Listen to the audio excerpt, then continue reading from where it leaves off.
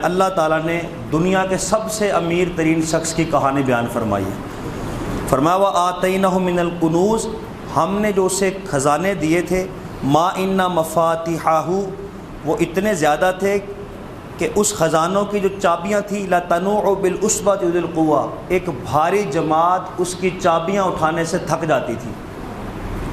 70 کھچر line کے اندر لگتے تھے، اس کے اوپر وہ چابیاں لادی جاتی تھی، اس کے خزانوں کی چابیاں 70 کھچر اٹھاتے تھے، اور پھر بھی ان کے اوپر وہ بھاری ہوتی تھی، یعنی ابھی بھی چابیاں بچ جاتی تھی۔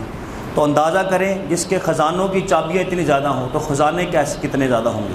اور وہ سنیارا تھا، جو اس کے پاس خزانے تھے سارے کے سارے سونے کے تھے، پوری کوٹھی اس کا محل وہ بھی سونے کا۔ یہ کون تھا؟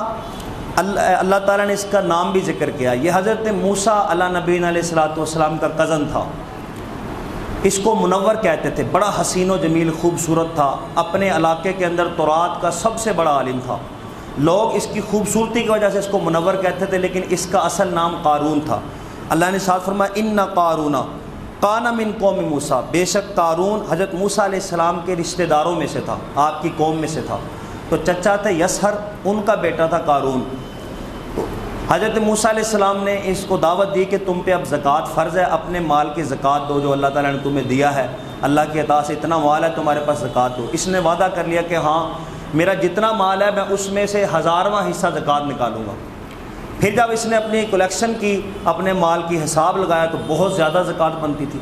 اس کی آنکھیں پھر گئی، حیران ہو گیا کہ اتنا مال میرے مال میں سے نکل جائے گا۔ تو خود بھی بھٹک گیا لالچ کے اندر آ کے، اور دوسروں کو بھی ورگانے لگا، کہنے لگا یہ تو سراسر جرمانہ ہے، یہ تو ٹیکس ہے، موسیٰ علیہ السلام زیادتی کرتے ہیں، اتنا مال ہم سے خود ہتھیانا چاہتے ہیں، ہم نہیں دیں گے۔ تو اب یہ حضرت موسیٰ علیہ السلام کے خلاف ہو گیا، اور پھر ساتھ ایک منصوبہ بنایا، ایک فاحشہ عورت تیار کی، اس کو تھوڑی رشوت دی۔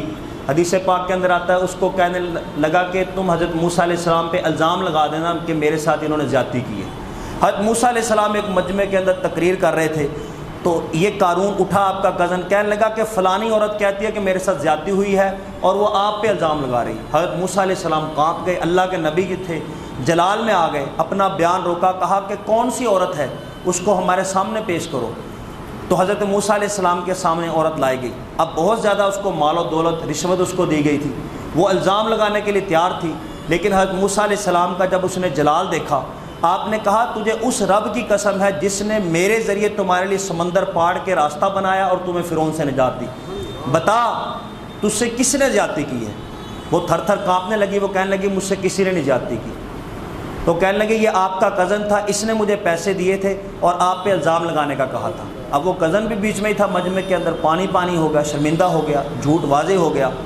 اب حضرت موسیٰ علیہ السلام اللہ کی بارگاہ کے اندر سجدہ ریز ہوئے، اے اللہ تیرا شکر ہے تو نے میری عزت کی حفاظت فرمائی، مجھے سرخرو فرمایا، اس ظالم کو اپنے قہر کے اندر پکڑ کے اس کو نیست و نابود فرما۔ اللہ تبارک و تعالیٰ نے فرمایا، وہی آئی کہ میں مالک ہوں، نبی تجھے بنایا ہے، مالک میں ہوں، تو عطا تجھے سارا کچھ کیا ہے، اس کا اختیار تمہارے پاس ہے، تم جو کرنا چاہو کرو۔ حضرت موسیٰ علیہ السلام نے زمین کو حکم دیا۔ حدیث پاک کے اندر آتا ہے کہ زمین نے اس قارون کو پکڑ لیا۔ اب سارے مجمع کے سامنے جنب غفیر ہے، لوگوں کا ہجوم ہے، اب یہ قارون یہ اپنے ٹانگوں تک پکڑا گیا۔ حضرت موسیٰ علیہ السلام نے کہا کہ زمین اس کو اور پکڑ، اب یہ اور پکڑا گیا، کمر تک زمین کے اندر یہ دھنس گیا۔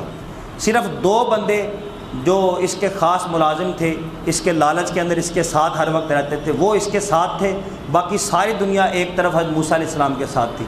اب جب وہ زمین کے اندر دھنس رہا تھا، اب وہ لوگوں کو کہنے لگے کہ وہ 2 بندے کہ یہ حضرت موسیٰ علیہ السلام اپنے کزن کو اس لیے زمین کے اندر دھسوا رہے ہیں کہ اس کے مال پہ خود قبضہ کر لیں، یہ جو سونے کی کوٹھیاں ہیں، یہ جو اتنے خزانے ہیں، یہ سارا کچھ ان کے پاس آ جائے۔ اب حضرت موسیٰ علیہ السلام نے کہا کہ اے زمین تو ان دونوں کو بھی پکڑ، اور یہ قارون کا جتنا مال ہے، یہ سونے کا جو محل نظر آ رہا ہے، اس کو بھی پکڑ، اس کے خزانوں کو بھی پکڑ، سب کچھ تو پکڑ، ان کو اپنے اندر نگل۔ تو اب دیکھتے ہی دیکھ کے وہ سارا کچھ محل بھی زمین بوس ہو گیا، وہ اس کے ساتھی بھی، قارون بھی زمین کے اندر دھنس رہے ہیں، اور اب تک دھنستے چلے جا رہے ہیں، جب تک قیامت قائم نہیں ہوگی وہ زمین کے اندر نیچے گاڑتے ہی چلے جائیں گے۔ نبی پاک صلی اللہ تعالی وسلم نے فرمایا کہ پچھلے قوموں کے اندر ایک شخص تھا، اس نے زکوٰۃ کا انکار کیا تھا، اس کو اللہ تبارک و تعالیٰ نے زمین نے پکڑ لیا، وہ زمین کے اندر دھسا دیا گیا، اور اب تک وہ دھسایا ہی جا رہا ہے۔ یعنی وہ زمین کے اندر دھستا چلا جا رہا ہے، اب رکا نہیں ہے یہ سلسلہ۔ تو اب یعنی کہ جو اللہ کا فرض ہے، جو اس کا دینے کے اندر سستی کرتا ہے وہ گنہگار تو ہے ہی ہے، لیکن جو انکار کرتا ہے اللہ کی پکڑ بڑی سخت ہے، دنیا اور آخرت دونوں جہاں کے اندر کسی نہ کسی طریقے سے پکڑ آ جاتی ہے۔ کبھی کوئی ایسی بیماری آ جاتی ہے کہ وہ لاکھوں روپے اس بیماری پہ لگ جاتے ہیں، مال ہلاک ہو جاتا ہے، تو بندے کو سمجھ نہیں آتی، کسی نہ کسی طریقے سے جو اللہ کا حق ادا نہیں کرتا اس کا حق اللہ تبارک و تعالیٰ خود ہی نکال لیتا ہے، نکل جاتا ہے۔ تو بندے کو سوچنا چاہیے جو اللہ تعالیٰ نے حق واجب کیے ہیں، زکوٰۃ ہو گیا، فطرانہ ہو گیا، ان کو اللہ کی راہ کے اندر نکالنا چاہیے۔ اس سے بندے کا مال، جسم، بندے کی عبادت پاک ہوتی ہے اور روحانی ترقی نصیب ہوتی ہے۔ اب جس طرح کے زکوٰۃ ہے، بہت سے لوگ یہ فطرانے کے مسائل پوچھ رہے ہیں، 2-4 مسائل فطرانے کے آپ کے سامنے پیش کیے جائیں گے۔ اللہ تعالیٰ کی بارگاہ میں دعا ہے اللہ تعالیٰ ہمیں یاد رکھنے کی، اس پہ عمل کرنے کی توفیق عطا فرمائے۔ نبی پاک صلی اللہ تعالی علیہ وسلم نے ایک منادی کو بلایا، اعلان کرنے والے کو کہا ساری مدینہ کی گلیوں میں اعلان کر دو کہ فطرانہ واجب ہے، فطرانہ واجب ہے۔ تو مدینہ کی گلیوں کے اندر اعلان ہو گیا فطرانہ واجب ہے۔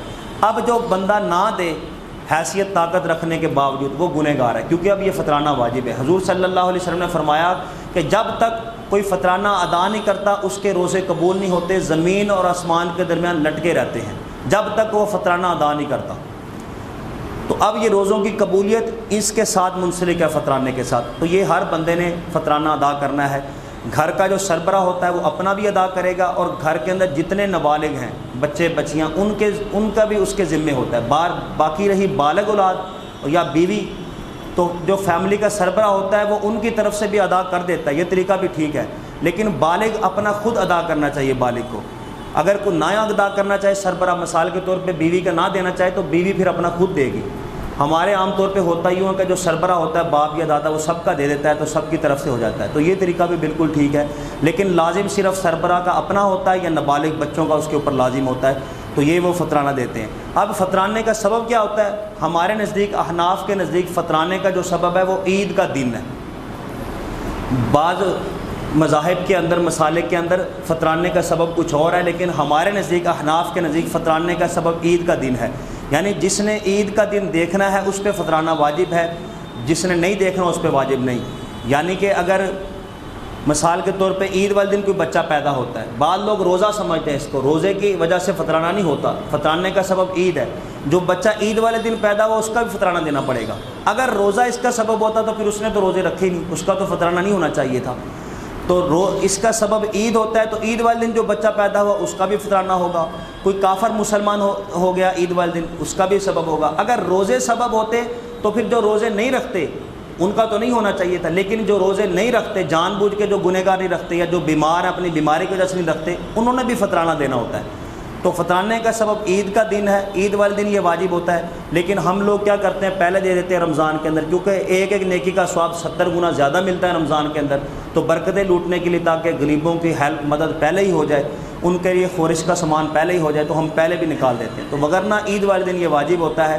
اگر کسی نے پچھلے سال کا نہیں دیا تو اس کا وقت ختم نہیں ہوتا، پوری زندگی اس کا ٹائم رہتا ہے۔ تو اگر کوئی پچھلے سالوں میں سے کسی سال کا نہیں دے سکا تو اب کی مرتبہ وہ دے لے۔ اب یہ فطرانہ واجب کتنا ہوتا ہے؟ ایک تو یہ ہماری حکومت ریٹ نکالتی ہے، لوگ پوچھتے ہیں، مثال کے طور پہ اس سال کا ریٹ حکومت نے یا علماء کرام نے نکالا 150 روپے فطرانہ۔ یہ صحیح طریقہ نہیں ہے، ویسے یہ فکس نہیں ہے، بالکل آسان ہے۔ جو بندہ اپنے گھر کے اندر آٹا یا کنک گندم کھاتا ہے 2 کلو سے 80 گرام کم، بعض علماء کرام 2 کلو 50 گرام اس کی جو قیمت بنتی ہے، اور بعض علماء کے نزدیک 2 کلو سے 80 گرام کم۔ یہ وزن کے اندر اختلاف اس لیے کہ مدینہ شریف کے اندر نبی پاک صلی اللہ علیہ وسلم کے دور کے اندر جو ناپنے کا پیمانہ تھا، اس کے وزن کی مقدار مختلف تھی، تو اس لیے علماء کا بھی اس کے اندر اختلاف آ گیا۔ بعض علماء یہ کہتے ہیں کہ اتنا آٹا فطرانہ بنتا ہے 2 کلو سے 80 گرام کم، بعض کہتے ہیں 2 کلو 50 گرام۔ تو ویسے اب جدید تحقیق کے مطابق، مفتبع قول کے مطابق 2 کلو سے 80 گرام کم آٹے کی جو قیمت بنتی ہے، جو بندہ اپنے گھر کے اندر کھاتا ہے، کیونکہ مختلف طرح کے لوگ کھا رہے ہوتے ہیں آٹا، بعض لوگ ملوں والا کھا رہے ہوتے ہیں، اس کی قیمت اور ہوتی ہے، بعض لوگ چکی سے لے کے کھا رہے ہوتے ہیں، اس کی قیمت اور ہوتی ہے، بعض لوگوں کی اپنی گندم ہوتی ہے، خود پسائی کرواتے ہیں، تو اپنے جو دانے ہوتے ہیں ان کی قیمت اور ہوتی ہے۔ تو اب بندہ خود حساب لگا رہا ہے کہ میں اپنے گھر کے اندر کون سا آٹا استعمال کر رہا ہوں۔ تو 80 گرام کم 2 کلو آٹے کی جو قیمت بنتی ہے وہ فطرانہ بنتا ہے، وہ نکال دیں۔ ہاں یہاں پہ ایک اور بات یاد رکھیں کہ اکثر فیملیز کے کوئی نہ کوئی افراد باہر کے ملک بھی ہوتے ہیں، مثال کے طور پہ کسی کا والد، کسی کا بھائی، کسی کا بیٹا بیرون ملک ہوتا ہے۔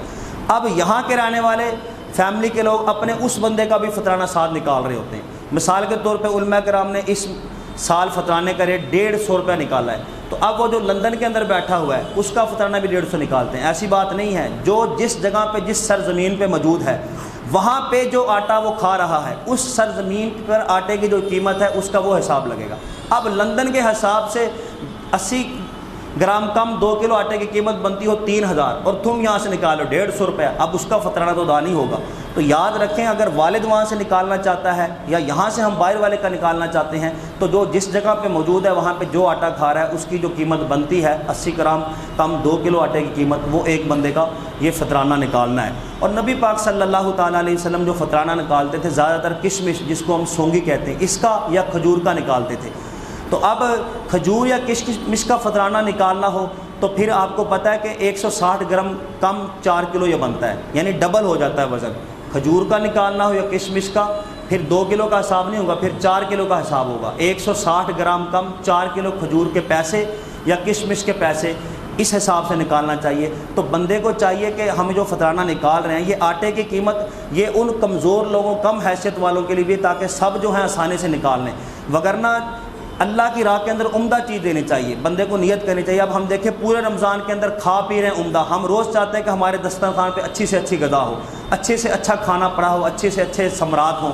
اسی طرح عید آ رہی ہے، ہم کہتے ہیں اچھی جوتی ہو، اچھا کپڑا ہو، گھر کے اندر ڈیکوریشن اچھی ہو، فرنیچر اچھا ہو۔